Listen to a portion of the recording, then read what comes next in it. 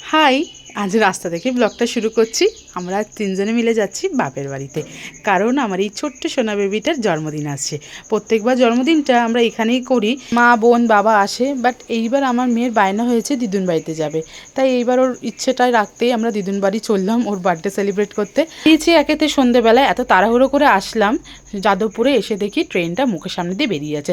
তারপর কি একটু দাঁড়াতে একটা ট্রেন চলে আসলাম আমরা শিয়ালদা এসে এই বিস্কুটের দোকানে আমার মেয়ের বিস্কুট দেখে হয়েছে বায়না, সেখান থেকে মেয়ের জন্য একটা বিস্কুট নিলাম।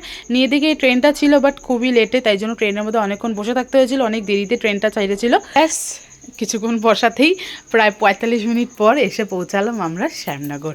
আগর থেকে একটা টোটো নিলেই আমার বাড়ি, তো টোটো করে আসতেই দেখছি বাবা রাস্তার মুখে দাঁড়িয়ে আছে। সব কিছুই কিন্তু আমার মেয়ের জন্য দাঁড়িয়ে আছে, কখন আমার মেয়ে আসবে। ব্যাস মেয়ে দাদাইকে দেখে হয়ে গেল বায়না শুরু, ঢুকলো একটা মুদিখানা দোকানে চিপস কিনতে, তারপর বাড়ি চলে আসলাম। এই হলো আজকে ব্লগটা।